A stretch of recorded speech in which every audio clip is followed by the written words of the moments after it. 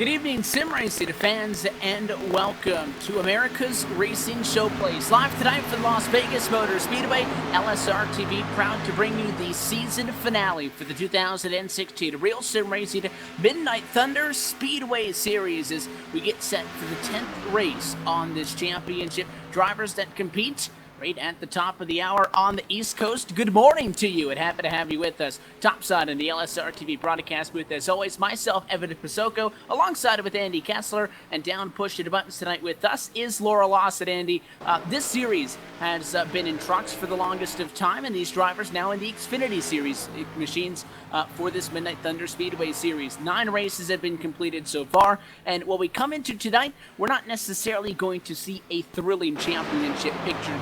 Joshua Chin, who we should note as qualifying gets underway, was the fastest driver in practice, has a 47-point advantage to Bobby Terrell, who we know has been a force to be reckoned with in these B cars over the last couple of years at RSR, has secured the championship. There is still, though, another checkered flag on the line and several positions inside of the top 5 of the championship standing still up for grabs.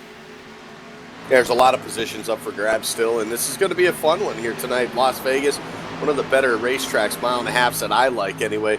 Different lanes to run. You'll see guys in the high side in turns number 1 and 2, and the bottom side's got a massive bump there in that bottom lane. So I mean, just the characteristics of Las Vegas Motor Speedway is just a really cool place to have a race, and not only that, in these B cars as well too. So looking forward to a good one here in the season finale. Qualifying underway. Let's take a look at those championship standings and talk about it, Andy. Joshua Chin, 367 points over the year. Started all 9 races, 3 pole positions. Looks like he may have a car to do it again here tonight with 3 poles we mentioned, 2 wins, 5 top 5s, 8 top 10s, and an absolutely spectacular average finish of 5.4. Terrell's 47 back. William Kempf a little bit further down from him in third, 71 points off the top spot, but then it gets good, because he's only 5 points good for that number 3 position ahead of Bobby Wetzel in 4th. Cody Gibson only 2 more points down in the 5th position. I think those are the spots that we're going to have to keep maybe a closer eye on here tonight than necessarily seeing what Chin does as he searches for a 3rd win himself. Yeah, it's and it hasn't been a dominating season for Joshua Chin as far as the win column, but he's been pretty good. The poles, the top 10s, that's what's killed everybody here. His average finish of 5.4. That's what's given him this commanding lead in the point standings here coming into tonight. Not on the pole again here tonight, though, so he's going to have some work to do if he wants to pick up that 3rd win on the season. So a couple other drivers out there as well, too, looking for that win, that 1st win of the season. A lot of those guys inside that top 5 as well. Looking forward to this one to start. We get set to 54 right now, our provisional pole sitter. Tonight's race, Andy, 90 laps start to finish from Las Vegas. This racetrack, very fun with these B cars. Yeah, 90 laps is just probably, I think, with these B cars, a perfect amount of laps. You're going to see pit stops from these guys, hopefully some green flag pit stops as well. This should be a lot of fun for these guys to finish out the season. It's just a great racetrack to do that at, and I'm looking forward to it, especially with this the sun out, hot and slick place. It's definitely going to get interesting for these drivers. We go racing for the final time on the season and from the desert next on LSR TV. First, we go trackside for tonight's opening ceremonies and our national anthem. Oh, say, can you see by the dawn's early light what so proudly we hailed at the twilight's last gleaming, whose broad stripes and bright stars through the perilous fight o'er the ramparts we watched were so gallantly streaming, and the rocket's red glare, the bombs bursting in air, gave proof through the night that our flag was still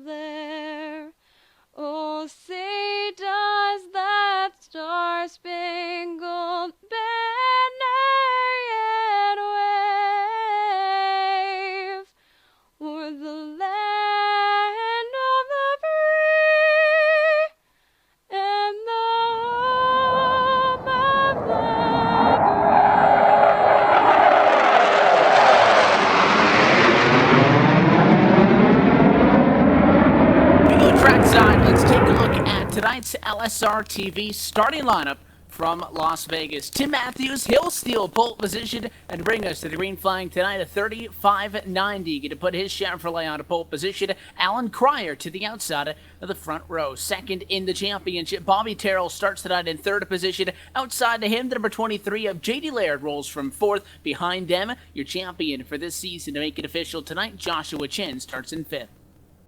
Outside of row number 3 in that 6th spot, it's going to be the 72 of Harrison Widlitz.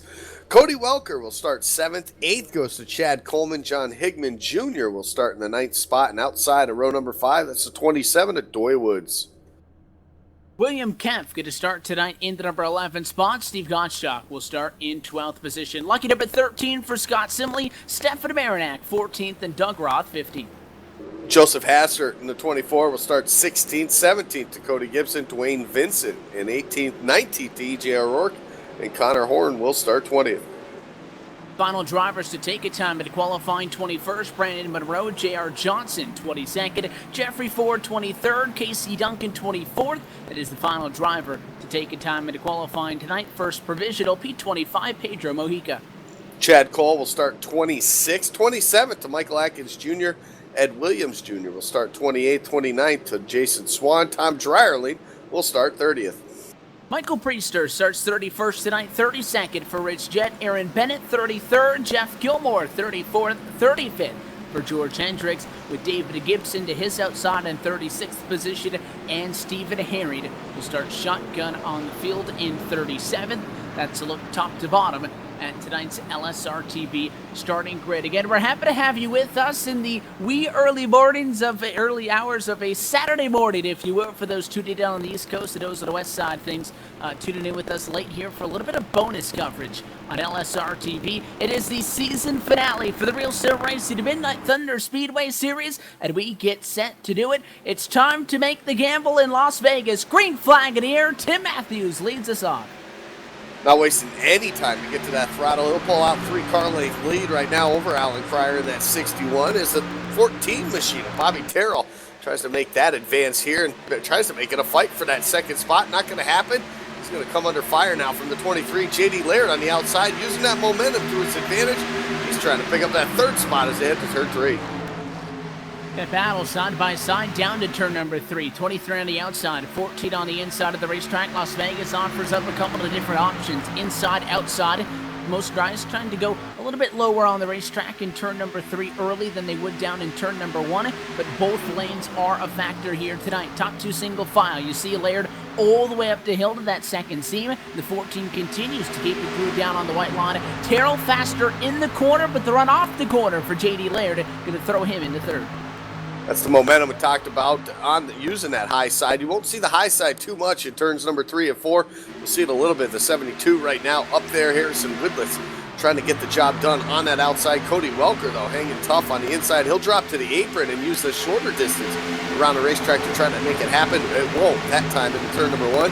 Give it to Widlitz now. He's up to the 6th spot.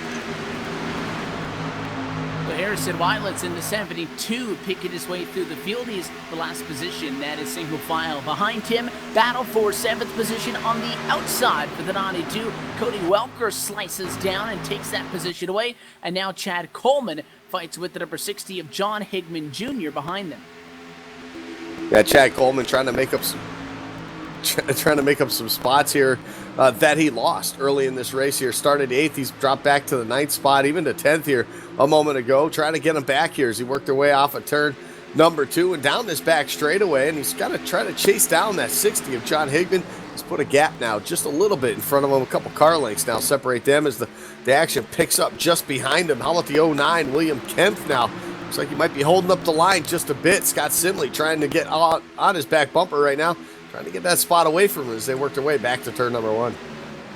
First time tonight, we do see the drivers inside of the top 10 single file out. Very tight, though, for a couple of positions. Joshua Chin in the number 5 spot, where he started under attack from the 72 Bushido Harrison Wildett's behind. Cody Welker also to the inside. He goes to number 92 as John Higman Jr. now gets shuffled out of line to the outside. They'll be door-to-door off the final turn.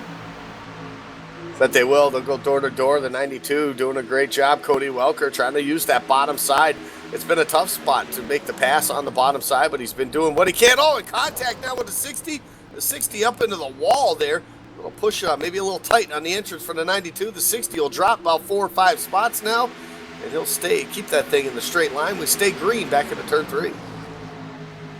2 wide, 2 rows deep as everybody tries to get their feet back underneath them down to turn 3. 92-20 do battle. That one easily won by the number 20 of Chad Coleman. You take a second look at the contact back at the corner on the LSRTV replay right now. Good little piece of contact with the fence. Could have been worse. John Higman Jr. still running fairly well. He's 13th position now, 14th as Cody Gibson takes that spot away from him. And he's got a hungry hound of cars behind him. They're doubled up, 2 wide, 2 rows deep, trying to get around him. The car obviously a little bit damaged, going to be a little bit slower, but again, could be a lot worse. He'll try to defend. Yeah, he'll try to defend that position. He'll also try, as you look up towards the front of the field, how about J.D. Laird making a pass on Alan Cryer for that second spot? Cryer will actually lose another to Bobby Terrell in the 14. He'll make the pass as well, too. So some spots moving around and up in the front of the field as well. 61 enjoying a second-place run here early on, but right now has fallen back to that 4th spot here as they run right now down the back straightaway into turn number 3. J.D. Laird trying to make up that 3/4 of a second gap he's got right now on Tim Matthews. Tim Matthews has set sail since the drop of the green flag. Yeah, second fastest in practice. Talked about when we came on the air, Joshua Chin may have had a car fast enough to get himself what would have been a 4th pole position on the year if he could have executed it. He was faster than Matthews by just 2/100ths of a second in practice. Joshua Chin P1, Matthews P2. However, Matthews got pole position. Chin started 5th. That's exactly where he sits now. Looking like he's doing good, though, on the long run. There's another driver in this series that does have 2 trips to victory lane, and I don't think that we're at all surprised that that name, Andy, is Dwayne Vincent. He knows how to get the job done. However, not in this position to battle for the championship. 6th into tonight and 92 points back. The big thing for him, he has the best average start out of anybody outside of Bobby Terrell. That is Dwayne Vincent. But his average finish is not that good. It's back in 14th position. Joshua Chin, on the other hand, a good average start. In fact, the 3rd best and then the best average finish. He likes long runs. He improves over the course of a race, and that's why that 61 of Alan Cryer in 4th has to keep an eye on him. He begins to close in now in what could be a challenge for 4th.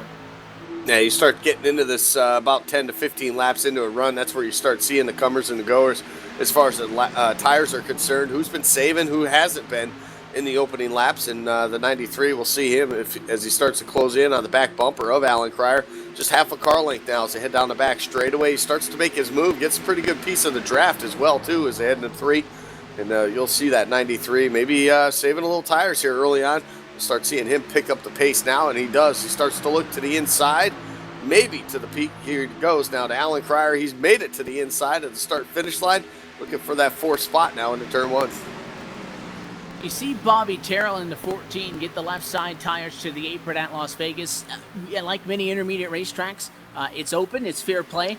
You don't normally see people go down there unless they're really digging into battle for position. Chin was able to keep it up above that white line when he came at a 4. Didn't feel like he needed to force the issue that much. And now he has executed the move on the 61. Move your championship driver into 4th position just as he sets his sights on 3rd. Caution and big issues. Pedro Mojica is on his lid, and he spins like a top back down the hill in turn 3.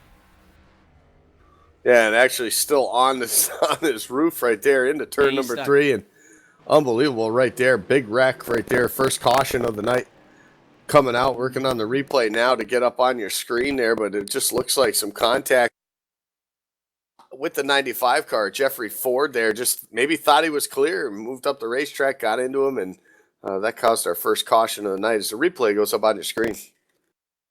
Yeah, it was an interesting thing because the 95, was up there in Jeffrey Ford, and I think he felt maybe the 85 was going to come up on him, and he kind of made a little bit of a reactionary move to the right, and right off of turn 2, you saw the replay, got out of shape. He's basically a self-spin then, but he clips that 85 at the right rear quarter panel, and Mojica gets the worst of it, ends up on his lid, spins back down the track, and got stuck like a turtle down on the apron. Wasn't able to get it back to pit road. A lot of the time, you'll see a big wreck like that, but they land on all 4s. They can drive it back. Not the case. He has to take the virtual tow back pit side. Meanwhile, first caution. Your leaders are in. 14 laps in. Tim Matthews from the number 1 spot to the number 1 pit stall. Yeah, he leads everybody down in, and tires do become a factor here at Las Vegas Motor Speedway. I expect everybody to take a 4-tire stop on this one. So far, it is that way. Left sides go up on all the cars down on pit road. Now it's going to be a battle off of pit road. How about the 54, Tim Matthews? Looks like he'll win that race off of pit road.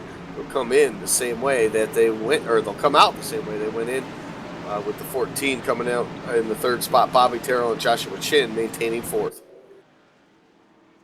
Inside of the top three, no changes so far to this point through that cycle of caution flag pit service tonight, and with just 14 laps on the tires to that point, it looks like the drivers are obviously going to have an emphasis on getting fresh rubber whatever they can. Again, the Las Vegas Motor Speedway, 1.5 miles in length. I think the biggest thing to look at is track conditions here tonight. Sun's out, going to make the track a lot hotter. Obviously, track conditions at 112 degrees Fahrenheit trackside takes a lot of the grip away. The tires like to slide. It is a racetrack where depends on what you got and how you drive. It could be loose, it could be tight. I think that the tire strategy call is going to remain to be the one that stays in the forefront as the night goes on. We look at the distance in this one, though, Andy. 90 laps now, 15 laps into works this time by. Let's go off with a pace car. We'll go back green, 75 laps to go. Still tons of time, still a race that I feel could go green, if not all the way, for a good portion of it. Yeah, it definitely could. I mean, as the laps go on and the tires wear out, you start seeing everybody spread out that much further. That's when you're going to get these green flag runs. We were almost to that point right there. Still had some good battles going on throughout the field. But this is exactly what you're going to see is once the field starts getting spread out like that, you can see those long green flag runs here at Las Vegas. And typically they do come towards the middle part of this race. So we've seen them here before on LSRTV, and I'm sure we haven't seen the last of them at all either. But from what I've seen so far, even with the slickness and how hot it is at this racetrack right now, these guys have pretty good control over these cars tonight. It looks like a pretty good setup for them. That accident involved about 2-3 cars. 2 of them are going to lose lead lap status. Jeffrey Ford, 37th, 2 laps down, and then obviously Pedro Mojica still taking tow pits on at 36th and 2 laps down. The other 35 cars are still out on the racetrack, and they're doubled up in turn number 4. We'll go back under green flag racing conditions as the pace car to make the sharp left-hand turn down to the wayside. Matthews once again has the opportunity to restart the race, but he wants, and he'll go right away. American Ethanol, green flag back in the air. Second time in a row, hadn't wasted any time. Tim Matthews now, different story, though. He's got a different driver now in the second spot. J.D. Laird now looking to see, trying to keep close to him this time. Unable to do that the last time, the 61 of Alan Cryer was not able to stick right with him on that restart. But this time, J.D. Laird, only 1 car length separate him now back to turn 3. Single file out much quicker than what we saw on the drop of the first green flag for side-by-side action. Scott Simley in the 68 on the outside. Comes to Wayne Vincent on the inside of the racetrack. Into number 13 to Bashid a little bit further north. Battle for the race lead. J.D. Laird took a peek on that 54 of Matthews. Matthews went to the apron. Again, you're not going to run that line unless you're either A, making an aggressive move to make a move, or B, just trying to take away any sort of advantage that the driver behind you could get. And that, I think, obviously is protecting the inside of the racetrack. Matthews did a good job. Now he wants to try to run away like he did last time. J.D. Laird has other plans. Yeah, he has other plans. The top 2 start checking out now from the 14 of Bobby Terrell. About 7 car lengths, 8 maybe, to the back to the number 14 as the top 2 still continue to remain about 2 car lengths separating those 2 drivers. You got Joshua Chin as well, our championship leader, looking for the championship here tonight. He sits in that 4th spot, not really looking to push the issue just as of yet, but just as I say that, Tim Matthews starting to pull away once again here on J.D. Laird. So maybe an idea here for J.D. Laird. Maybe he's saving his tires here in the opening laps. Yeah, tires are going to be something, as we've noted, that the drivers want. We really don't know how much they're going to fall off over the course of a long run. 13 laps is kind of a tricky thing to gauge where you are on, is the distance that we saw in that first stint before the caution flag came out. You really want to get up to 20, 25 plus laps, and you'll really see who's going to be good on the long run, who's going to be good on the short run. Because again, Tim Matthews now starting to pull away. Did it last time, running a little bit higher up on the racetrack than J.D. Laird. Good think the 23 machine maybe taking a little bit easier, trying to conserve the tires. Again, you do need to get a long stretch to really get an accurate idea making that little bit of a change in the corner is really going to give you that much of a difference on the long run. We're side by side a little bit deeper in the pack. The 72 of Harrison Wildlet's in 12th position, 68 of Scott Simley on the outside. Good defensive run at a turn 2 to stay in front. And now the 67 of Connor Horn trying to use that top side, follow him through into DC Solar Chevrolet to take a spot away. He might do it. Yeah, he definitely is going to do it here on that top side using that momentum. He'll get that at the stripe. Move the 67 now up another spot, up to the 12th spot now as E.J. O'Rourke now comes into the picture as well. He's looking to get around. He goes to the high side now on the 72 of Whitlett's, and he does that here, almost trying to go for that top side. Doesn't make it happen. We'll fall back in line right now and try to pick up that draft, try to figure out, try to set up that driver for the pass here in just a moment. Here comes the 72, though. He's going to battle back now. He's going to look down to the inside of the 67. What a battle back for the 72. Looked like he was starting to struggle, Evan, but now he's coming back into the mix. You go on board with Harrison Wildlet's to the outside of the racetrack and maybe fighting back, and he'll be able to get the position and now maybe the run. 67 took a spot away from him top side, and he'll do it right back. Wildlet's down the back straight away to turn number 3, and he's got it back to P12. Connor Horn back into the number 13 position. 67, though, has been good on the night. He's up 6 and 7 positions now that he drops back one more from where he started earlier in this one. O'Rourke goes to challenge. He'll have to wait. Caution at lap number 22. Slow in turn number 3 is Casey Duncan. So now the 71 of Casey Duncan slow on to into turn number 3 and 4. And our second caution of the night coming here on lap number 22. And we'll try to get a replay up and see exactly what happened with him. But it looks like just self-spin, Evan, got into the wall off of turn number 2 as the replay goes up on your screen, and then just flat out lost it down the back straightaway. And that maybe gives you a little bit of an idea of how the grip level changes over the course of the run. Felt like he could make it stick. Turn 2 comes up really quickly here at Las Vegas and wasn't able to catch it. Got into the fence, spun it out. Second, caution flag waves on the night. Field going to have to round out at a turn number 2, and they will catch the pace car halfway down the Dallas straightaway. Past quarter distance from Las Vegas in this series finale, and I would not be at all shocked if they come back down pit road once again. We'll have to keep an eye to see if anybody decides to stay out this run. A little bit shorter than what we saw the last time, at just about 7-8 laps total. Yeah, a little bit shorter, but I still think that the same call is going to need to be made. Maybe you see some guys outside the top 10 take only 2 tires. Maybe you see some of them stay out to try to get some track position. Maybe catch another quick yellow after about 7 to 10 laps. So shall see. The pit road is open. Leaders are heading down that way, and it looks like the majority of them going to come down. Now the question is, 2 tires or 4? Long way down for Tim Matthews at pit road speed at 50 miles an hour. He'll have to head down to the number 1 stall. And he took 4 tires last time. I don't see him at the front of the field, maybe taking 2 tires. Somebody maybe outside the top 5 in that range might make the strategy call. Looks like a clean entry into the box for all of the top 6 drivers that come down pit road. Right side tires going to go up for the number 54 Chevrolet. Left side tire service also going to be completed. Take on Sunoco Racefield. He'll win the battle off of pit road for 4 tires. A challenge from the 23 to the cones. And I think he got it. J.D. Laird from behind steals that one off of pit road. Also taking 4 tires, Andy. Got the job done. We saw Cody Gibson as the first driver off of pit road. He, in that window, I said outside the top 5, P9, decided to go with the 2-tire call. But what a move by Laird. We always give the number 1 pit stall position such an advantage because of where the pit road exit cone is. Well, they're well out of the box for the 54. You saw how far they were till they got to those green cones, and Laird took advantage.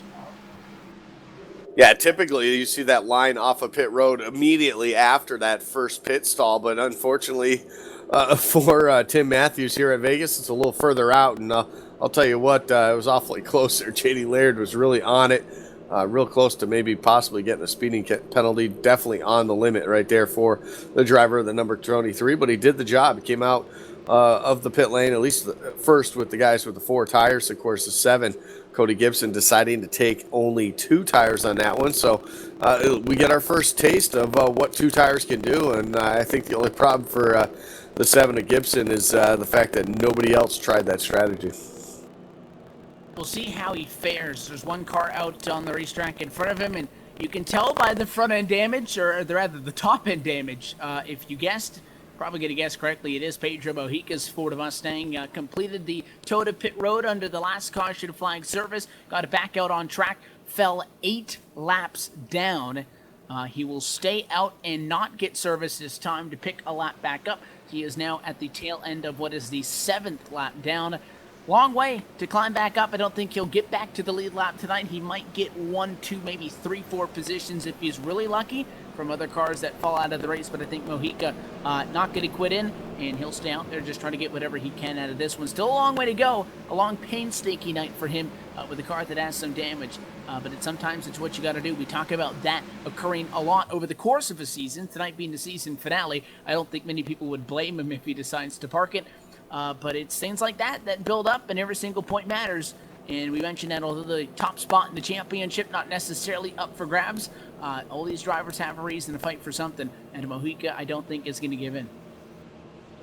No, absolutely not. He's only making his second start of the season. He wants to get out there, run some laps. They may be slow. It's not fun to run a damaged car like that around this racetrack, or any racetrack, to be honest with you. It just definitely, like you mentioned, makes it for a long, long night.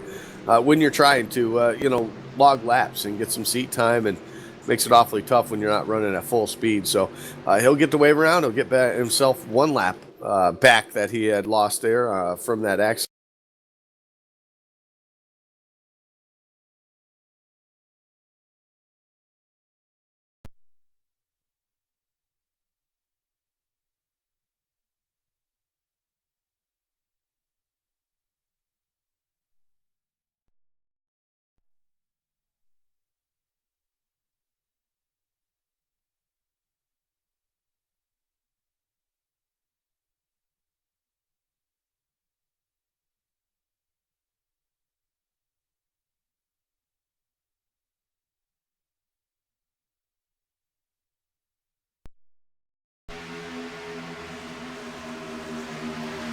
Back live and under green flag conditions. Following the restart, we've been cleaning green for the last 4 laps. Back live from the Las Vegas Motor Speedway. Didn't miss much. Tim Matthews still in front. However, Joshua Chin making the charge forward on the restarts. Andy, the 93 Toyota moves into second position and sets his sights on the top spot. Yeah, very quietly here tonight. Started up in the top 5, but he's just been very methodically making his passes, not really in a rush, just trying to do it one spot at a time. And he's done that here so far in the first 30 laps. How about the 7 we talked about? Cody Gibson on the restart, going to have only 2 tires. Well, that didn't last very long right now. Currently shown in the 14th spot, in danger of losing some more spots, making it in about the 16th spot right now. Michael Atkins Jr. now to his back bumper. So the 2 tires, even though it was only about 7 or 8 laps, it definitely did not work, and I'm pretty sure pretty much every driver in the field took note of that. They'll sit with 33 cars on the lead lap for the time being. There is side by side inside of the top 10. 72 Harrison Wadlett still on the charge. And it's funny because he started P6, fell back a little bit, Andy, so quickly that every time we check in with the 72, he's passing somebody, but he's -2 from where he started. Nonetheless, makes a move around Cody Welker on the inside of the racetrack, the 92, and E.J. O'Rourke, who's had a great car all night long. He looks to pick up position number 10 as he gets to the back bumper at the 72. Yeah, looks to make a move. Doesn't make it that time. The 92 comes back to the inside. Cody Welker trying to get the spot back. The outside lane, though, should prevail here. E.J. O'Rourke comes off a turn number 4, unable to get him clear just as of yet. He's got some help, though. The 68 of Scott Simley now right on his back bumper. That'll do the job as they head back into turn number 1. Using that middle groove is what they're doing right now. And so far, it's working. Up front, though, how about it? J.D. Laird lost a couple spots in the restart, but he just made his way around Joshua Chin. Now the 14 of Bobby Terrell looks to make the pass as well now in 3 and 4.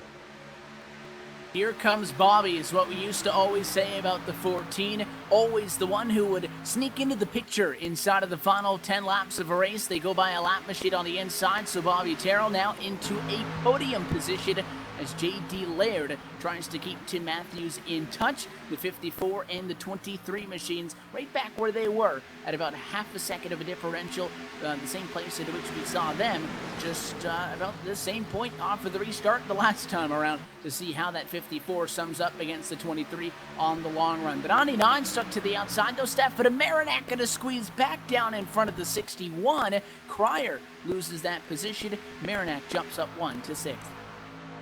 Yeah, Marinak's been on the moves from the 14th spot now up to 6th here. Looking for more now as he pulls up on the back bumper now. The 13 of Dwayne Vincent.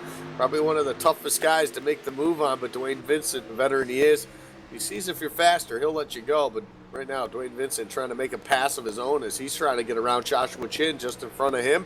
So Dwayne Vincent, RSR's Cup Series champion just last November. Here, looking to make some noise here in the season finale right now as we go on board, and sitting in that 5th spot now, looking to take 4th away. Yeah, and did not have the best effort in qualifying, 18th position, but I mentioned that Dwayne Vincent has had good qualifying based on the stats that he's put up so far in this Midnight Thunder Speedway Series Championship, but the results have been the department that have been lacking. Yeah, still 2 wins, 3 top 5s, 4 top 10s, but an average finish that is worst outside of the top 7 in the championship standings. He can't go anywhere now because side by side in front of him, Joshua Chin wants to take one of the spots he gave away back to the inside on Bobby Terrell, the Muscle Milk Chevrolet. Good run coming off of the turn. Had to get out of the gas though off, and it looked like that 13 might have tried to split him. Now 2 wide, 2 rows deep as the Donnie Donna Marinak goes to the bottom. Yeah, Marinak trying to take advantage of the side-by-side action going on in front of him. This is his opportunity maybe to get around that 13 of Dwayne Vincent. And 14 stacking him up. Bobby Terrell now on the top side, kind of slowing the progress down of Dwayne Vincent here. So 93 of Joshua Chin looks to make that pass. Not able to complete it just as of yet. The top side at least keeping him honest for the time being. But Bobby Terrell, as the 99 slips up there, get off the throttle off of turn number 2. He'll slip up. Marinak now falling back as they continue side by side now. Yeah, again, Las Vegas, outside, inside, it depends on wherever you want to run, you can make it work, and they might have got into each other that time as the 93 came up to take the position away, got out of shape up the hill. Chin is able to hang on and now moves back into 3rd. Going to be a little bit more of a drastic climb to get to number 2 on the scoring pylon. He's at an 0.8 of a second disadvantage to J.D. Laird, who's starting to reel the 54 back in. Yeah, he is starting to reel him back in very slowly, though, about 1/10 over the last couple of laps for J.D. Laird. So he's getting the job done, and he's slowly doing it. He's not trying to burn this stuff off these tires because he knows, too, that very well we could have a very long green flag run in this race. So you don't want to get rid of it or what you got. He knows he's got a fast car. He doesn't want to give it up here too early. Battle for 4th, though, or excuse me, yeah, for 4th position still going on pretty good as the 14 of Bobby Terrell finally surrenders that spot to Dwayne Vincent. Maybe he looks for a crossover move off turn number 2. Not going to happen as the whole field stacks up behind him there. Alan Cryer in the mix as well as Harrison Wedlitz. We talked about him moving up, but very slowly. Well, he's back up to that 7th spot now, looking for more. 0.3 of a second in front of him now, the gap between the top 2 on the racetrack. And again, still a rather short green flag stretch, just got backward away now, but it is the longest on the night. We'll cross the halfway point in 2 laps, no longer count up, but begin to count down towards the end of this, and we're starting to see long run speed versus short run speed. The top 3 on the track started inside of the top 5, but Dwayne Vincent continuing to impress. He's up 14. There's a couple of drivers back. Marinak, O'Rourke, Simley, Horn, and even Chad Cole, who's up 14 himself in the 12th position, are beginning to pick their way through the field. I think we're going to see a battle for the race lead, though, soon. Yeah, we definitely are. J.D. Laird continuing to close it down. It sounds like some guys are going to start pitting here, too. The 8 calling out that he's going to come down pit road. So we're getting, I guess, to that point here where maybe the fresh tires are going to take advantage. Some short pitting maybe going on for some of these guys a little further deeper in the field. First one going to be the 8 of Chad Cole in that 12th spot. So he'll come down pit road as the battle for the lead continues to get closer and closer. Now just down to a 10th. J.D. Laird into turn number 1 and 2. pretty good run, but he's been using the bottom lane, and he's been able to get the job done and close the gap using the bottom lane. So obviously that car pretty fast for that driver, the number 23 here tonight. Battles continue on outside the top 20, side by side. For example, Michael Priester side by side right now with Ed Williams Jr., 7 seconds off for the top spot. But again, we continue to see just how all of these strategies shake themselves out up at the front of the field. Mentioned Dwayne Vincent in that 3 position. Well, we talked about Chin and where he was at the start of this one.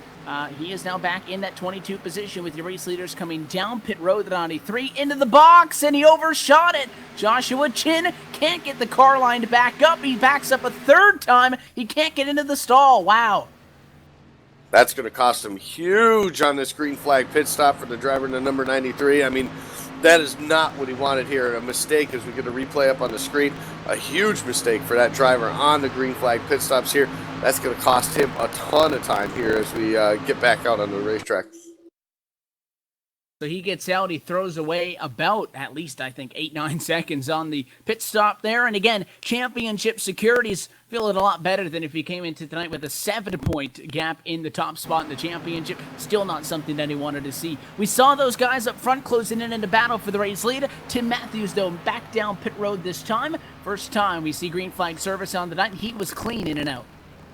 Yeah, he was clean in and out. J.D. Laird now made his way down pit road right now as we speak. Dwayne Vincent stays out at least a lap to lead the lap there to get that bonus point for the driver, the number 13. So we'll see exactly 4 tires would be the call here on this green flag pit stop. So it looks like a pretty clean stop so far for J.D. Laird as he looks to complete his service, get back out on the racetrack, and Dwayne Vincent continues to stay out.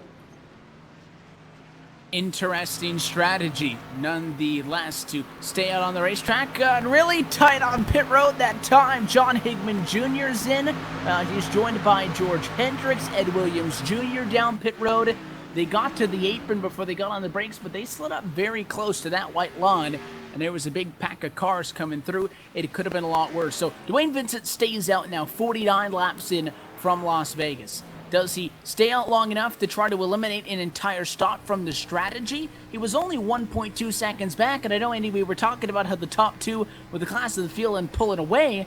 So I would think that Dwayne Vincent not necessarily making a call to counter them, but based on the circumstances, I would imagine that if he's going to stay out for a decent amount of time, he's been out there for now a couple of extra laps, then this is the strategy that he came into here thinking about. Yeah, just the way the cautions fell, you know, there's going to be somebody that tries something different. Dwayne Vincent, we're familiar to seeing him trying things different, whether it's here in the Midnight Thunder Series or whether it's in the Full Throttle Cup Series on Monday night. So Dwayne Vincent looking to change things up a little bit. Still out on the racetrack, probably trying to make this where he can go stop only one more time here, where everybody else, they're still going to have to make that one extra stop. So we'll see, obviously, how it shapes up. I mean, even a good thing for him, too, is if a caution came out at this point, look how many guys he'd trap a lap down.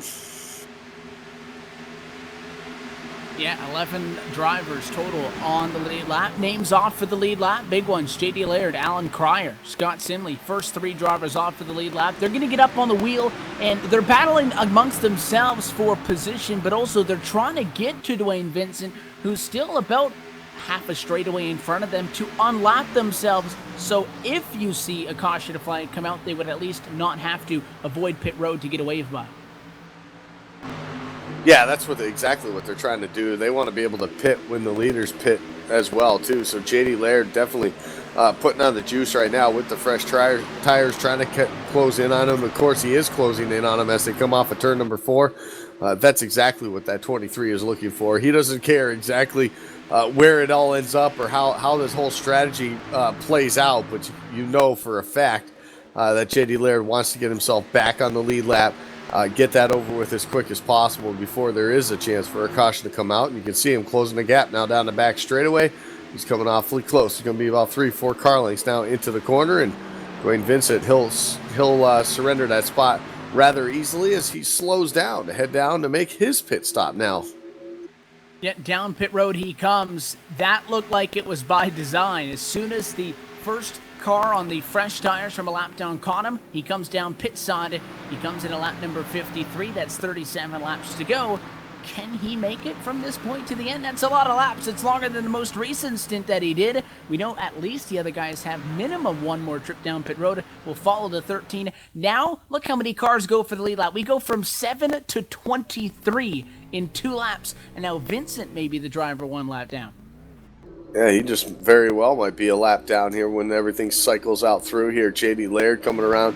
Everything should cycle out to him being the race leader before this thing's all said and done. Right now, Connor Horn's still shown as your race leader. He's still one of those drivers that has yet to come down pit road. So there's still a few that have yet to do that, about 8 of them total that haven't, or excuse me, 7 of them total that have not come down pit road just as of yet. So it sounds like Steve Gottschalk, the Nerfinator, are going to come down along with Jason Swan this next time. So pit road continuing to be a busy place here in the next few laps. And now we find ourselves in a position as Horn just took over the race lead. He's down pit road. So is Swan, Gottschalk, Dryerling, Doy Woods in 5th. He'll come down pit road. Casey Duncan, the next driver in line in the number 6 spot. He says he'll come down pit road, and that's what they didn't want to see. A caution flag in the middle of it all. Yeah, there's a car flipping down the back straightaway there, just trying to get an idea of who exactly that was. But another car having looks like the 72 maybe involved in that one there. I think Cody Welker and the 72 and the 92. 2 wide down the back, Andy. We'll get a look at it on the replay. It looked like the 72 machine. The 92 was side by side, kind of with the 80. Wasn't on his door, but they were running one on the high side, one on the bottom, and I think we saw the 72 try to split the gap, and Weidlitz came down and he kind of hip-checked the 92 machine, and that was a hard hit to the inside fence for Cody Welker, and needed a couple of barrel rolls. Second time we've seen a car on its lid in turn 3. Yeah, it's twice now tonight. Probably a scary thing if this was the real deal here, but obviously in the sim, nobody getting hurt in this one, but still another flip to the lid for another driver in turn number 3. Twice now we've seen that tonight, and that's going to throw everything for a loop here. The only good part is for those guys that were on pit road, they were already there. They can make the service on their car. They'll still be on the lead lap. They will not go a lap down, so they're going to have to come back through the field, though. That's the biggest problem for those drivers and the biggest obstacle they'll have here in this remaining 30 laps or so. So Connor Horn was on pit road. The 67 is now in under the caution flag to get 4 tires in the field. The field has to cycle through because, again, a lot of drivers were just getting back onto the lead lap. We'll reset the field when we return. In the meantime, we'll take this quick opportunity to step aside from the Las Vegas Motor Speedway. You're watching the Real Sim Racing Midnight Thunder Speedway Series on LSRTV, the voice of sim racing.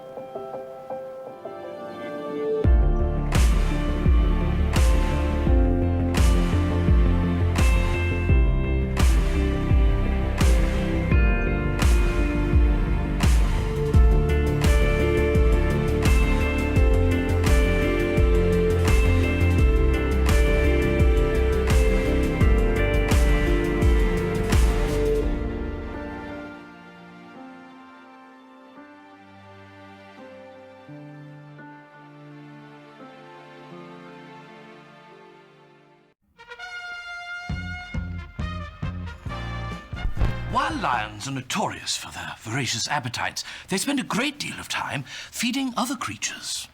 In fact, lions will take great care to ensure there's plenty to go around. As you can see, they keep giving with utter ferocity. Bravo, lions, and bon appetit. Do good, be a lion.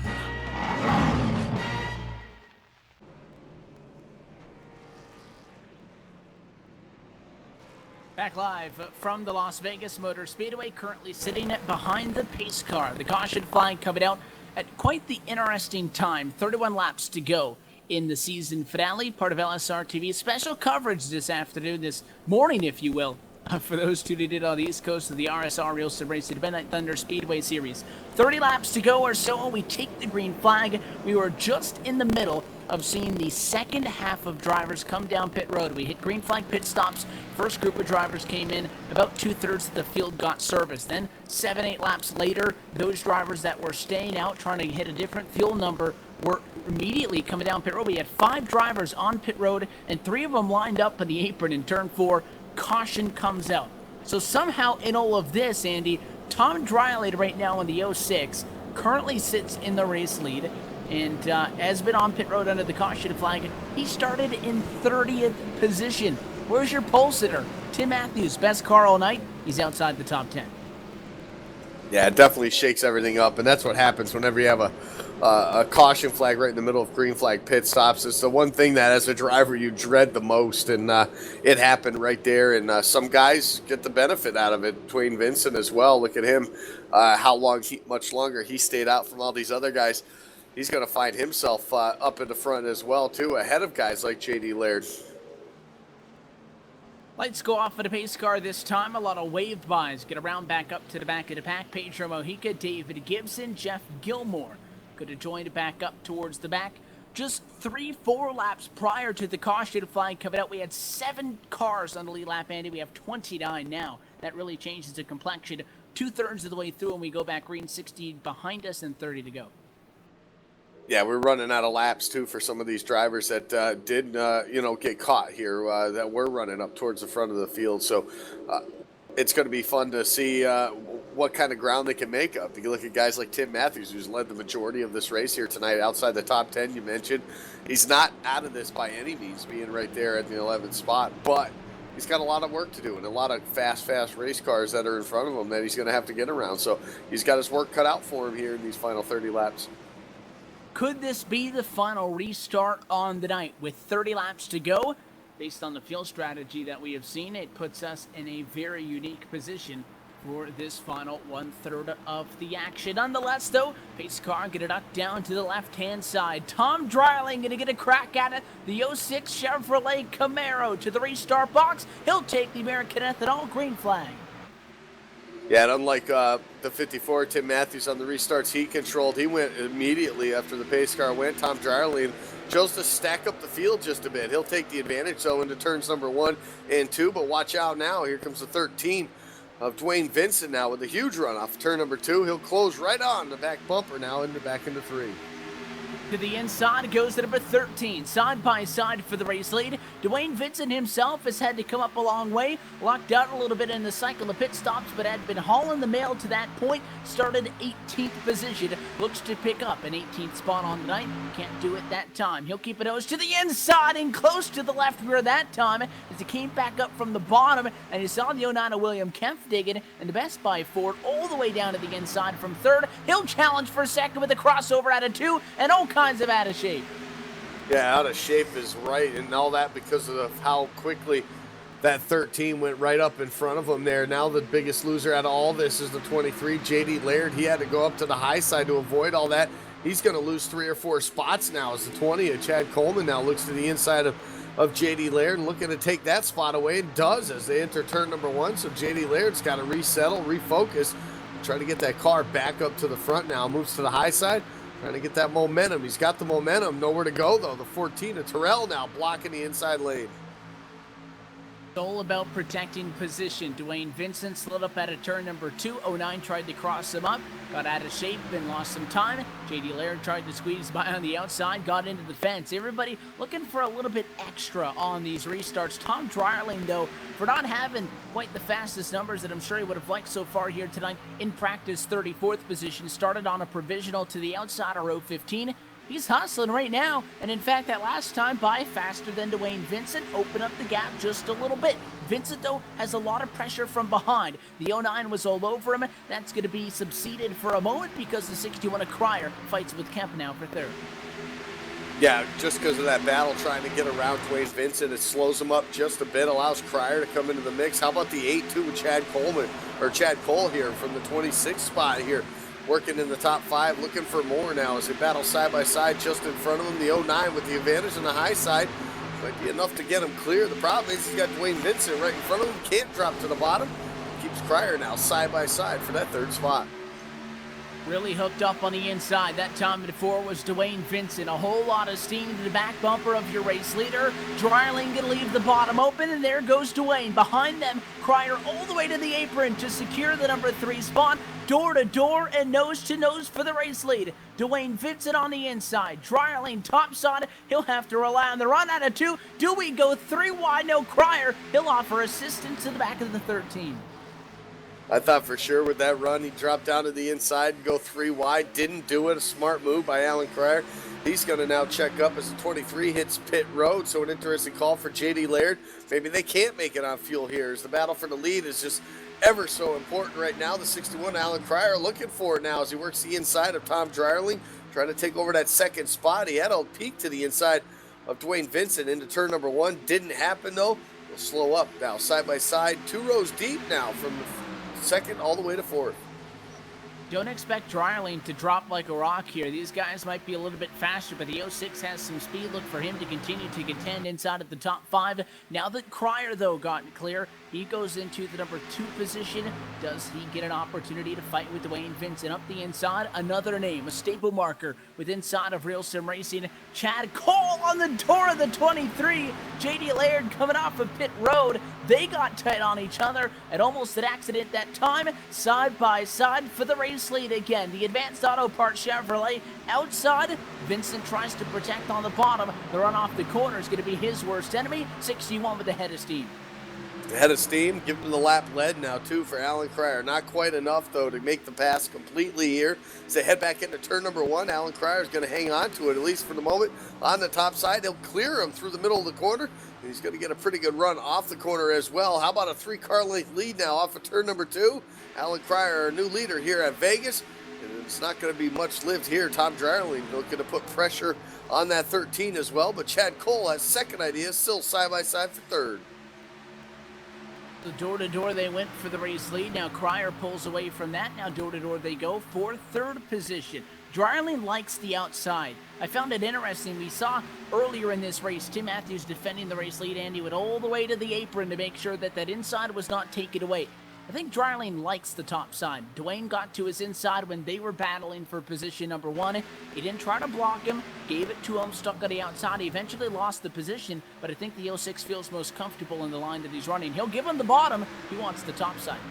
Yeah, and he's making it work right now. Still, he gave up that position right there to Chad Cole. Cole will have him cleared before they get into turn number 1.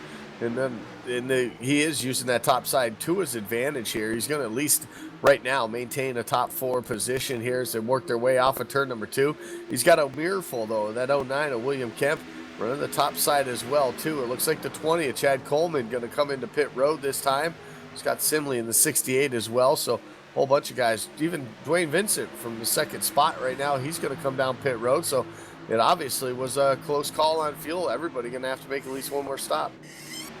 Yeah, these guys running with a limited fuel cell on board. That makes it obviously a lot shorter of a green flag stint to the end. Just 12 laps removed from the restart, and drivers already coming down pit road and committing to get service. Makes you wonder if that can even be the final time for them. 18 laps to go. Sounds like it should most certainly be easy to make it to the end. I think those that are pitting now are on a short pit strategy, if you will. Down pit road this time, Chad Cole from the number 2 spot. It leaves almost a 3-wide battle behind for second. Yeah, it was 3 wide for a moment. Tim Matthews looking to make up some positions. Like we talked about, restarted outside the top 10. Now looking to the inside of the 09. Now into turn number 1 and 2 here. The top side, though, with the momentum. E.J. O'Rourke with a push as well, too. William Kemp will hold on to that spot at least for a moment now as Tim Matthews battles back on the bottom. 54 machine restarted in the number 11 position, and well, we saw a challenge here and there from Joshua Chin, your championship leader, who he himself has been stuck in 19th position. He's on pit road, though, this time down, and worked his way into the top 10 before he came down for service. He tries to outshort pit Tim Matthews, who now takes over the number 3 position and looks to chase down Tom Dryling in the number 2 spot. Matthews, the challenge that he's only seen really has been from Chin, and I don't think he knows the 93's been on pit road. So you can battle Dryling, you can battle Kreiner in front, but if they are as fast right now as they are for the next 16 laps, they could both end up in front of these two in front of them, and I think maybe Chin making the better call right now, sneaking in the pit road as Matthews goes for what right now is P2 on the racetrack. Yeah, and how about J.D. Laird in the 23? You see him in the picture right now trying to get around Tom Dryling on the outside.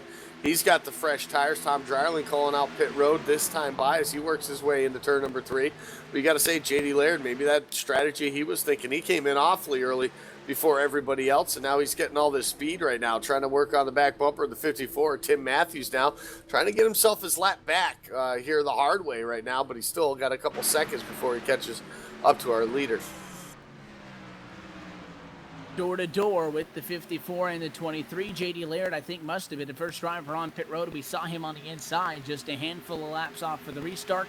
He works to get his way around Matthews, and then 1.9 more seconds to get around Alan Kreiner to put himself from being the first car 1 lap down to the first driver now in the back on the lead lap and take himself out of what would right now be a lucky dog position. All the drivers that have pitted, though, have followed a lap down. They're 19th on the back. Top 18 cars, roughly, still have yet to come down pit road. There's a whole bunch of them. Maybe trying to plan a stop, just a quick stop for fuel here at the end of this race, but still a long way down pit road at pit road speed, so you're still going to lose a lot of time by waiting as long as these guys are right now. So Tim Matthews in that second spot, just watched a couple leaders go by, and if everything cycles through, that would be your eventual battle for the lead here is Chad Cole in the number 8. He makes his way around J.D. Laird, and for that is for position, and that's for position 18th on the racetrack as they both try to close in on Alan Kreiner now down the back straightaway. Alan Kreiner staying out still, trying a different strategy as everybody else. It's going to be interesting to see which one will work here tonight. And how long did these guys wait? Everybody else came down pit road. What was it, 12 laps off for the restart? We went back into green flag racing conditions at lap 60. Took 30 laps to go. That time by 12 laps to go. And again, those drivers, I think, would only come down pit road, Andy, if they knew these other drivers had to come into pit. How long do you wait now? Because again, those guys who pitted, they're back on the racetrack on fresh tires. Sure, they only went 10 laps on the tires, so it's not a huge difference. It's not like they got 30 lap better tires, but in theory, you're losing time to them right now.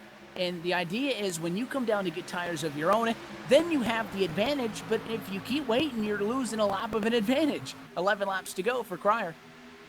Yeah, you're losing tons of time here by staying out there. So unless that 61 thinks he can make it, unless he thinks he's saving enough fuel here to be able to make it to the distance, which is going to be awfully close here to get 10 to go this next time by. And so far, everybody's had to come down pit road. So we'll see exactly what happens with him as the 8 of Chad Cole.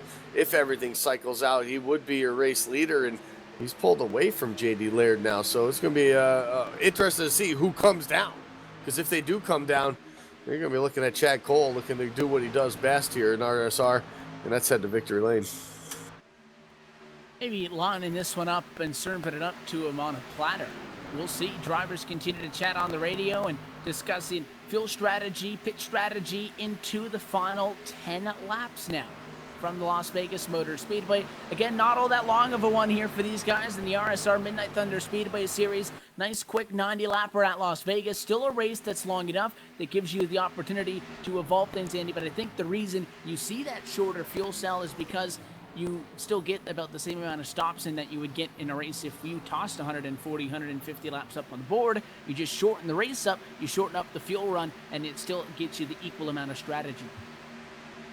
Yeah, he gets the same amount of pit stops, 2 or 3 pit stops over the course of a race, and that's what changes things. We saw that with the caution coming out in the middle of the green flag pit stops just a little bit ago here. As we see Alan Cryer, our leader, come across the line this time. He'll get 8 laps to go right there, but a couple more cars, Dwayne Vincent, Chad Coleman in the 20, with those fresher tires, making it pretty easy to get around the race leader. Puts him back on the lead lap, and if Alan Cryer can stay out there till the end, it's not going to be enough for Dwayne Vincent and those guys to chase him down. Some 32, 33 seconds or so off of the race lead now as they got around the leader. There's not enough time for them to make that up on the track. Looks like Cryer's still out there, and you can see the significant speed difference. Maybe he's going to try to stretch this thing to the end. Issue is, Tim Matthews is going to get to him before you get to lap number 90. 0.2 of a second. Falls off for the gap that time by. This time around, Matthews going to come to get 6 laps to go, but I don't think he's going to be able to stay in front of the 54. Maybe if they're both trying to make it on fuel, Cryer saving and Matthews pushing it, maybe the one that runs out of fuel. We'll see. 6 laps to go this time at turn number 4. Cryer to the apron, and he gives up. He's coming down pit road. Matthews will not. He stays out to take over the race lead. So Matthews back to the point here. We talked about how it'd be difficult to make the passes. Well, he's been able to do it because everybody's come down pit road now. Tim Matthews has yet to make his pit stop, if he does make one before this one's over, or if he tries a strategy call here, as it looks like still a little bit slower than everybody else. Obviously, the fresh tires of those other drivers makes it look a lot faster than what it is, but Tim Matthews could definitely be trying to save some fuel here. Sounds like over the radio he's a couple laps short. He's hoping for a caution. Caution now would end this race. You would still, though, have to make it. That's 5 laps to go in the air that time by, and you still have to make it the caution laps. You look at about a 50% usage of what you would use on a green flag lap than you need on a caution flag lap to make it to the end. So he needs at least 2 laps of fuel on board, and now we're seeing what we saw with Cryer. Cryer slowed down, Matthews began to catch him, and Cryer gave up the race lead and pitted. Now Tim Matthews begins to slow. Does he give it up and come down pit road? He'll stay on the racetrack, but Cody Gibson, who's not hanging back, is now closing in from second. Yeah, he's trying to close in. He's trying to close that gap down even more now. So, I mean, this is the strategy call. How long can they stay out? Do they have enough to make it to the end? Are they going to come down on the last lap and just top off? I mean, anything could happen here. The only way to figure it out is to watch it. But Cody Gibson definitely starting to close the gap now on Tim Matthews. It's looking even more evident now on the screen here, as it was a 1-second gap this last time by, and now it looks like Cody Gibson trying to close the door on even some more time. But at the same time, if you're saving fuel, it makes it hard trying to chase down the leader. 3 laps to go. The last time it went from 1.1 seconds to 9/10, and now Tim Matthews. Again, the advantage of this sim, Andy, is you don't have somebody in your ear saying, we think we're good on fuel. You can pull up while you're driving in the car exactly how much fuel you have on board and how many laps that should get you to the end. So maybe Matthews has hit his number. Yeah, he might have gotten lucky. He could have saved a little bit of fuel early in that run from starting in that 11th spot, and so far it might be working for him. 2 laps to go now as they cross the start-finish line. Just 3 miles to get it done. Do they have enough? Tim Matthews, Cody Gibson, they're battling for the lead. Only 7/10 separate those two off of turn 2. Cody Gibson running consistent lap times. Tim Matthews trying to stretch it. J.R. Johnson from P6 on the same fuel strategy as Tim Matthews is out of gas at 2 laps to go. White flag in the air this time by Matthews. He cannot make it. He'll go to the apron and come down pit road. Just 1.5 miles. Not enough. Not enough. Cody Gibson takes over the race lead. Now he's out of fuel. You can hear him sputtering into turn number 1 now. Kenny coast and have enough for it. Connie Horn now in the 67. He's going to have to try to get up to him. He's going to here in turn number 2. Does the 67 have enough to make it to the end?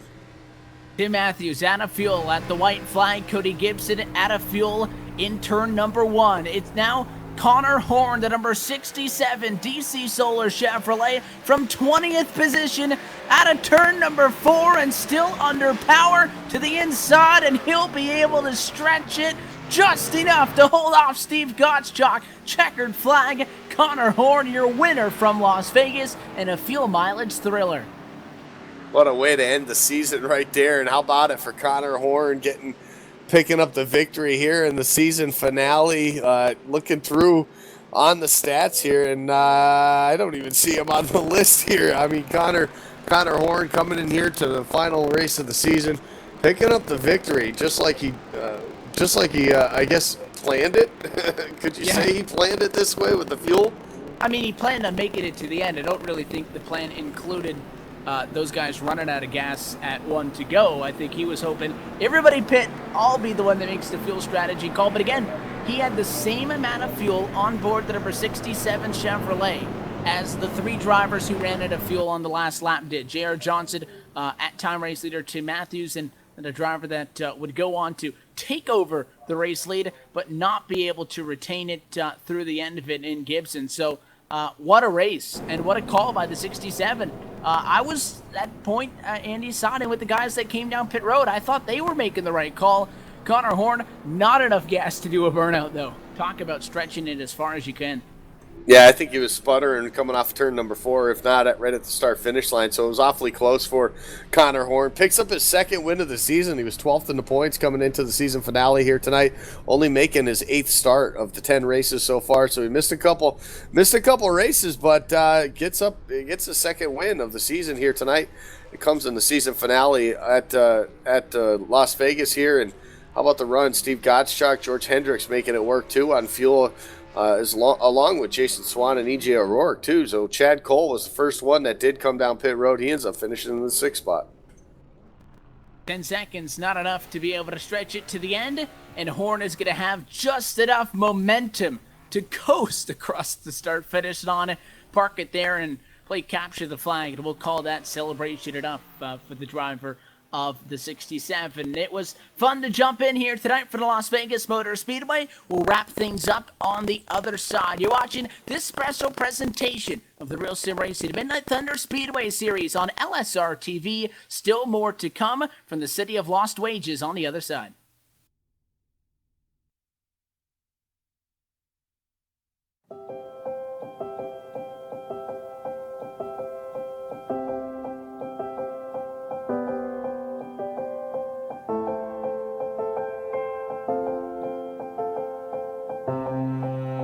Trucking has always been a part of me. It started years ago when my dad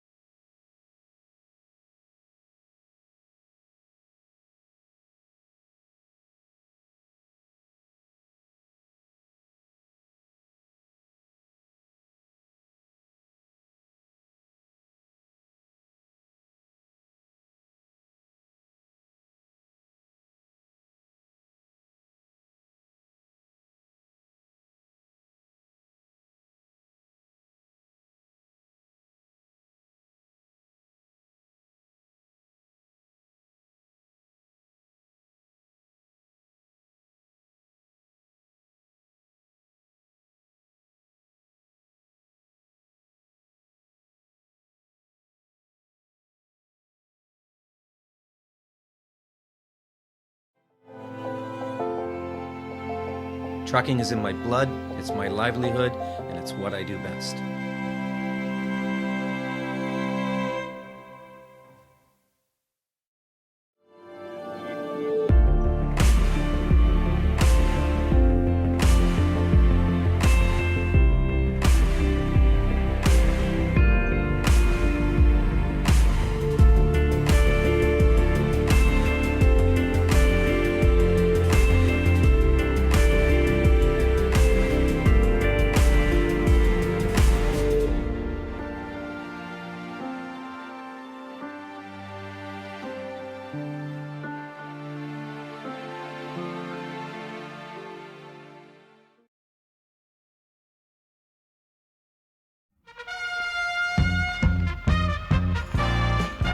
While lions are notorious for their voracious appetites, they spend a great deal of time feeding other creatures. In fact, lions will take great care to ensure there's plenty to go around. As you can see, they keep giving with utter ferocity. Bravo, lions, and bon appetit. Do good, be a lion.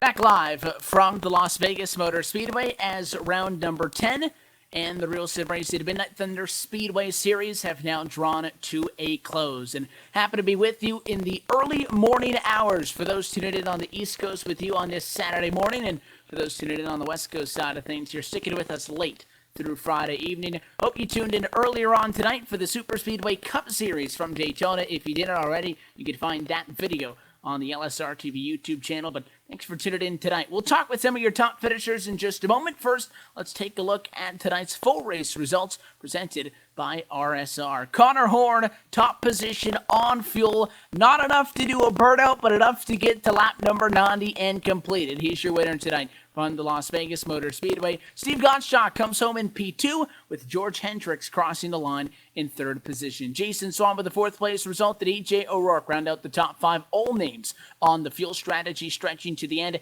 Chad Cole, fresh tires, good enough to move him back up to P6. Stefan Marinak 7th. Dwayne Vincent in 8th position. Chad Coleman 9th.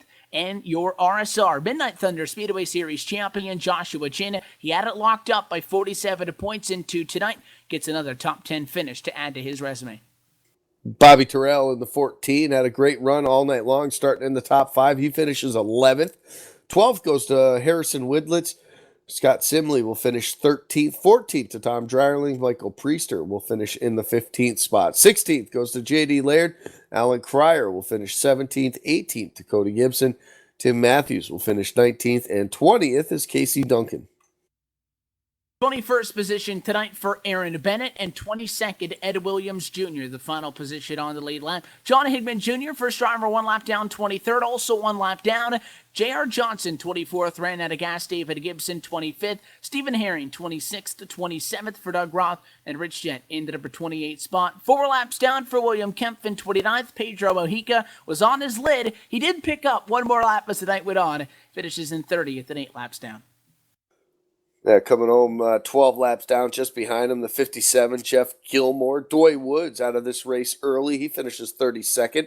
33rd to Cody Welker. Brandon Monroe finishes 34th. 35th to Michael Atkins Jr. Joseph Hassert will finish 36th, and Jeffrey Ford will round out this 37-car field here tonight. That's a look top to bottom at tonight's LSR TV full race results from Las Vegas. Going to try to take the opportunity and to catch up with tonight's race winner, Connor Horn. Try to get the driver of the number 67 machine on the radio. Connor, you got a copy?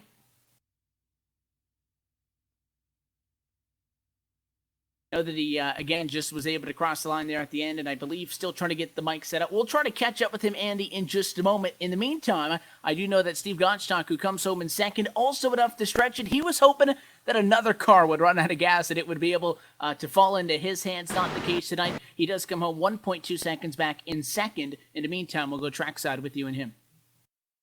Yeah, down here on pit road with the driver of the number 91. That's Steve Gottschalk, and Steve ends up with a top 3 finish here in this. How about it, Steve? Some fuel strategy. How close were you? As we saw everybody in the last couple laps there running out. It sputtered just as I was coming off turn 4. So it's just enough for you to get a top 3 finish here tonight. Obviously, once you pit that last time there and knowing it was going to go green like that, you knew it was going to be short right from the get-go, I'm sure. What was your strategy to save enough fuel to make it to the end there? Well, we had decided, me and my teammate Jason Swan, that we were going to, at that last caution, we felt like we could make it on 1 stop. And so we went in and pitted again with 2 laps to go under the caution and topped off our tank.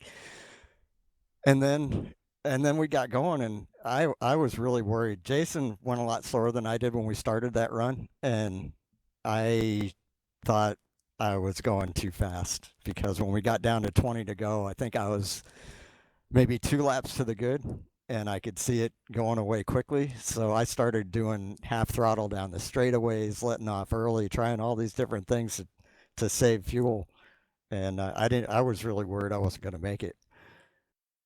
Well, Connor Horn ran out on off of turn number 4 also. You ended up only a second behind him. That would have been a pretty cool win, too, for you if he ran out just a little bit sooner, but he was able to hang on to that spot. You get a second-place finish here to end this season here, obviously coming into the night 7th in points.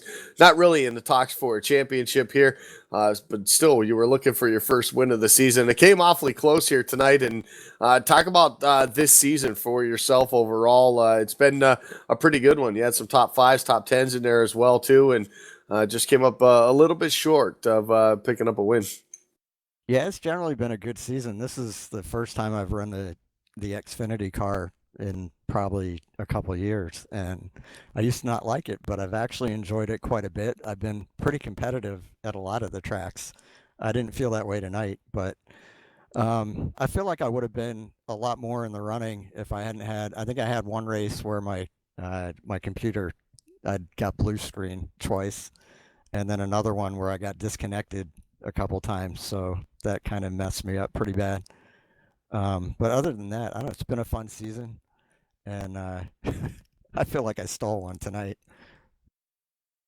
Well, hey, second place finish in the season finale. Not a bad way to end the season at all, Steve. Give you this opportunity to stick around chatting with us. Sponsors, shout outs, anyone you want to thank for getting you here tonight. Sure. First of all, I want to thank my team, who I didn't thank last week, but I should have. Steel Horse Racing and Jason Swan for the strategy call, and Scott Eckrich for working with us and helping us make those calls. Let's see. I want to thank my sponsor, Nerf. I want to thank you guys for the awesome broadcasts that you do, and RSR and Steve Herring and all the guys that run this show. And I guess that's about it for tonight. Well, congratulations again. Great way to end the season, Steve, and hope to see many more times here on the broadcast, even maybe coming up Monday night. Thanks. Yeah, I hope so too. It's been like a year since I did a broadcast, and then I don't know if you were there last week or not, but Saturday night in USR, I got a 3rd place, and I was like, well, I guess it'll be another year before I do this again, and here I am the next week. Yeah, didn't take long at all, Steve, and congratulate you again on that, and we'll talk to you next time. Yep. Hopefully see you guys next week. All right. Bye. That's what it's all about. There he is, second place finisher here tonight. Did it on fuel strategy. How about another guy that did it on fuel strategy as well? I'm gonna slide right down here and talk to the driver, the number 34, George Hendricks. And George, how about it? Fuel mileage. It ended up working for you along with some of these other guys here as you guys were trying to save. How close were you? Were you sputtering off turn 4 also?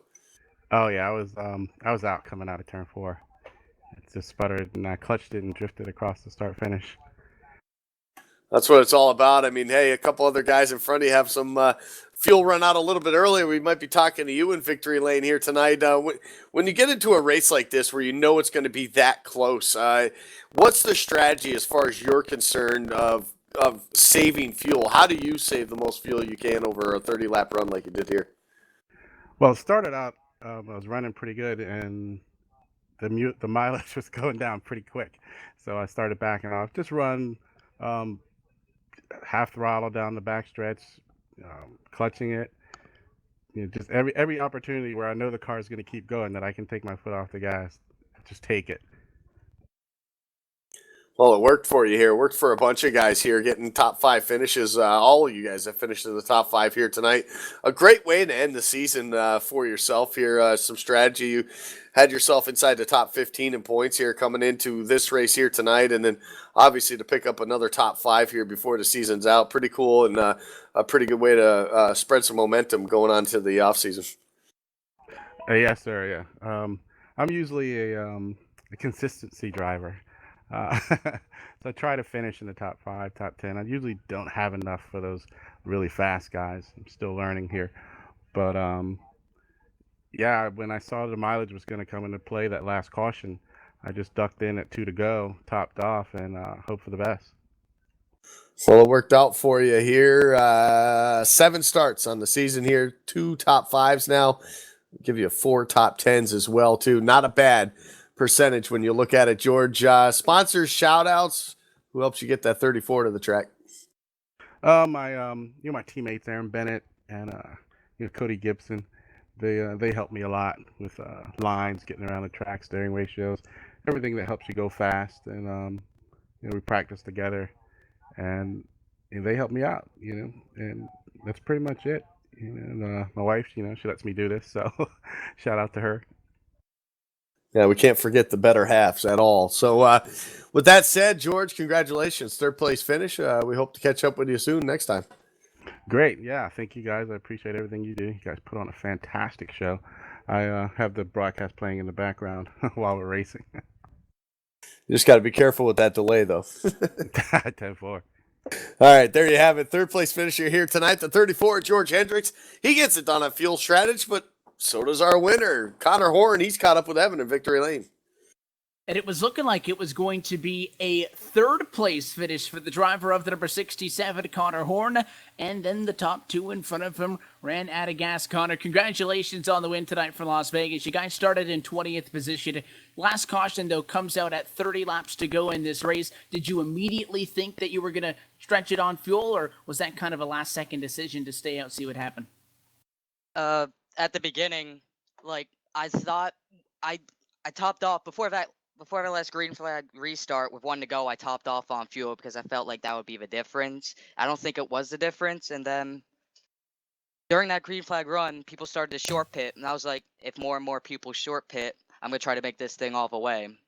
And that's how the strategy all came up. This race and this racetrack for the final race on the season, an interesting one because outside, inside, it was all working out for you guys. 17th in practice and qualifying in 20th position. In order to get yourself into the position inside of the final 30 laps to make the call that you did and end up in victory lane, how were those first 60 laps for you? Those first 60 laps were kind of tough. I was like in a pack the whole race, and starting from 20th, I was slowly making my way up. I was close to the top 10 during that long green flag run, and in that one long green flag run, I stayed out the longest, like 30 something laps that time. And when I came down the pit, the caution came out. I kind of had like a little bit of a brain fart. I passed my pit. Then the next time around, I was about to run out of fuel, so then I had to come down. And pit. It was a closed pit. I went all the way to the back. At that point, I thought I'm just gonna try to make it back into the top 20, but then strategy came into play, and that's how we got the win. We also mentioned into tonight's race, well, there was not really a battle for the championship lead. There were still a couple of positions up for grabs for you guys. 12th in the standings with a little bit of a limited schedule, if you will, that kept you out of a position to be able to fight for the championship overall. I don't know if it's going to be enough to pick up maybe 11th or 10th of the points, but it is the 2nd trip to victory lane for you guys on the season. What do you take away from the races that you guys were able to compete in? I think I had fast cars most of the races. I think this Vegas race, the car just was the worst handling wise, and we got the win. The other win we had at Dega was the same exact way on fuel mileage as well, so I guess you had to win him in any type of way if you gotta. Earlier in the year, we were fast. We were fast in top 5, top 10, running up there a few times, and then something just went wrong, got wrecked, penalties, caught up in something that we weren't a part of. Just bad luck at the start of the season. But 2 wins, I'll take it. It doesn't matter at the end of the day. 2 wins is 2 wins. Well, I know they say sometimes it's better to be lucky than good, but I think also sometimes it's a little bit better to be smarter than it is to be fast on any given night. And you guys, with the smarter strategy, get the job done here tonight, Connor. It was fun being able to join you guys for the season finale. We got you down here in Gatorade Victory Lane. Before we let you go, anybody else you want to give a shout out to? I want to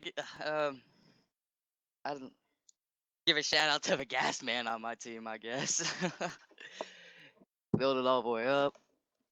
Applaud the guy who brought out the caution and gave me the opportunity to start in the back. It kind of was the reason I went with the strategy that I did. So shout out to whoever brought out that caution. Well, I know that it was a day race tonight, but you could say that the stars aligned for you guys here tonight. Connor Horn, your winner for the Las Vegas Motor Speedway. Sir, thanks for sticking around and chat with us. Again, hey, congratulations. Hopefully we'll be able to see more of you guys soon. Thank you. I appreciate it. Talking to you. That is it for the 10th round on the Real Sim Racing Midnight Thunder Speedway Series here on LSRTV. And Andy, always fun, like we said. We used to go 4 hours nonstop on Friday nights, and the Super Speedway Cup guys now just, well, I was going to say doing just the Cup car part of things, but we've seen this season not a lot of the Cup cars under the new format. It was fun to stick around a little bit. I know it's a lot later for you than it is for me, and for a lot of people tuned in on the East side of the country. So we'll wrap this one up. But again, this series fun. And if you want to get involved, the next season of the RSR Midnight Thunder Speedway Series just gets right back underway. And I believe, if not next week, the week following that. If you want to find out how to sign up, that'll be realsimracing.com. But it was a great race. Again, I may be a little bit biased, but I think this is a very fun track. And a lot of drivers sometimes don't like field strategy races. I think everybody in the field, outside of the guys that finish inside of the top 5 tonight, don't like this race because the way it came down to. The guys who come home 1, 2, 3, 4, and 5, and he started 20th, 12th, 35th, 29th, and 19th position. What a race. Yeah, sometimes that's just the way it works right there. You know, not always do the fastest cars win the race, and tonight was a good showing of that. The fastest guys ended up further back in the field just because of strategy, and you know what? You can't blame them at all either. I mean, they ran the race the way they had to run it, and you know, to be up in the lead like that, I mean, 30 laps. Okay, that was about the longest run we had all night, so. It's not their fault. Maybe they thought, hey, there could be a chance there's another caution anyway. We'll get fresh tires, fuel, we'll not have an issue. So sometimes it works out that way. Other nights, works out just like we saw here with guys stretching it on the fuel mileage and basically sputtering across the start-finish line when it was all said and done. So a great way, I think, to end out the season here tonight and for the Midnight Thunder Series, and a good way to move on. And I think as soon as this is done, I think it's probably about time that I go out for breakfast. Yeah, no kidding. If you like what you saw tonight, you got about half the drivers and a couple hundred more horsepower on Monday nights as the Real Sim Racing Full Throttle Cup Series continues here on LSR TV. That and many more. We're back on the air tomorrow night, if you will. United Sim Racing Truck Series action, Ascors action, and so much more. You can find the entire upcoming broadcast schedule on our website at livesimracing.com. But if you want to make sure you don't miss any last-second special events like tonight, make sure you like us on Facebook at facebook.com/livesimracingtv. That's where you'll get the latest information on when you can find LSR TV here on iRacing, and sometimes as well through the iRacing Live portal. That'll do it, though, from Las Vegas. Connor Horn, your winner, and a season finale. And can't forget a big congratulations to Joshua Chin, who entered tonight 47 points in front, had a decent result inside the top 10, got that gap closed in a little bit. The official number going to be 32 points to the good. He is your Real Sim Racing Midnight Thunder Speedway Series champion. On behalf of the entire LSR TV team, everybody behind the scenes, and as well for the broadcast crew tonight, topside for myself, Evan Pasoko, Andy Kessler, and our executive producer, Laura Lawson, I want to thank you so much for tuning in. We bid you good night from Las Vegas. Real Sim Racing action continues on Monday exclusively on LSR TV, the voice of sim racing.